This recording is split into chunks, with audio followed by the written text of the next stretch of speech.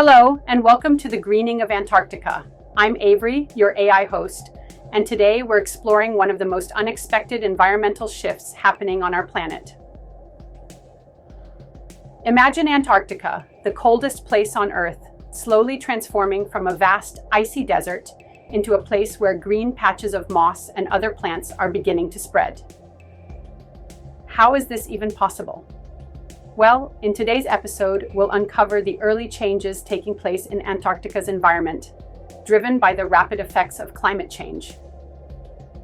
Antarctica, the Earth's southernmost continent, has traditionally been considered a frozen, barren landscape, largely inhospitable to plant life due to its extreme cold, high winds, and minimal moisture. However, in recent decades, the impacts of climate change have begun altering the environment of this icy continent. A phenomenon referred to as the Greening of Antarctica has emerged, as rising temperatures and retreating ice create conditions that may support an increase in plant growth. This scientific note explores the processes driving this change, the potential consequences, and the broader implications for the global climate system. Antarctica is one of the least vegetated places on Earth, with only two native vascular plants, Deschampsia antarctica, Antarctic hairgrass, and Colobanthus quitensis, Antarctic pearlwort, surviving on the continent. Additionally, various mosses, lichens, and microbial communities are found in ice-free areas, primarily on the Antarctic Peninsula. These plants are adapted to extreme conditions, thriving in the few ice-free zones where temperature, light, and moisture levels permit limited growth during the brief Antarctic summer. Climate change and warming temperatures. The Antarctic Peninsula has warmed by almost 3 degrees Celsius over the past 50 years, making it one of the fastest warming regions on Earth. As temperatures rise, glaciers and ice sheets are retreating, exposing more land for colonization by plants. Additionally, increased temperatures are extending the growing season for existing plant species, allowing them to grow more robustly. Increased moisture. Glacier melting provides more liquid water, a critical resource for plant life. As the ice retreats, meltwater becomes more available, which can support the growth of vegetation in areas previously dominated by ice and snow.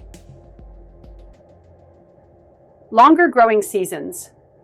Warmer temperatures reduce the periods during which the ground is frozen, potentially allowing plants to grow for longer periods each year. This shift in the growing season may lead to more vigorous and widespread plant colonization in the ice-free regions of Antarctica. Microbial activity. As ice recedes and soils are exposed, microbial communities, which play an important role in nutrient cycling, can proliferate. This microbial activity enhances soil fertility, creating conditions more conducive to plant life.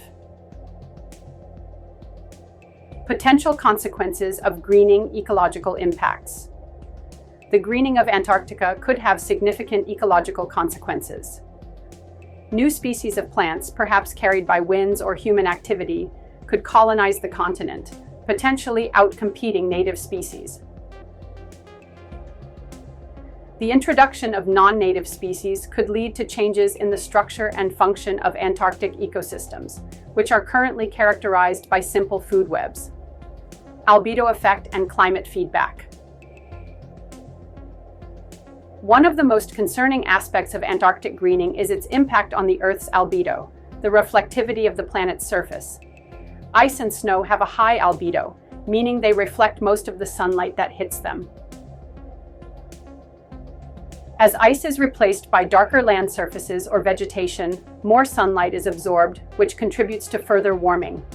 This creates a positive feedback loop, exacerbating global warming and accelerating ice melt. Carbon sequestration. Vegetation absorbs carbon dioxide from the atmosphere through photosynthesis, acting as a carbon sink.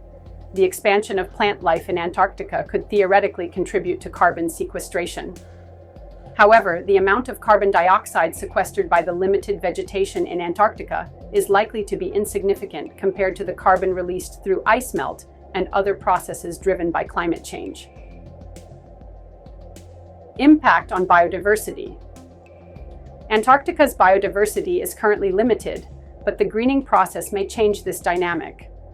More plants could support a wider range of species, including invertebrates and other organisms. However, it may also lead to the introduction of invasive species, which could disrupt the delicate balance of the Antarctic ecosystem. Broader implications. The greening of Antarctica serves as a clear indicator of the profound environmental changes occurring due to global climate change. While the increase in vegetation may seem like a natural response to warming, it signals a broader disruption of one of Earth's most fragile ecosystems. The potential loss of ice could accelerate sea level rise, contributing to coastal flooding worldwide. Additionally, the increased plant growth in Antarctica is a regional symptom of a global problem, as it highlights the dramatic changes occurring in polar regions due to the accumulation of greenhouse gases in the atmosphere. The greening of Antarctica is a complex phenomenon driven by climate change, characterized by increased temperatures, longer growing seasons, and the retreat of glaciers and ice sheets. While it may appear to signal a positive ecological development, it carries significant risks, including changes to the albedo effect, impacts on biodiversity, and accelerated global warming. The continued study of this process is crucial for understanding its implications, not only for Antarctica, but for the global climate system as a whole.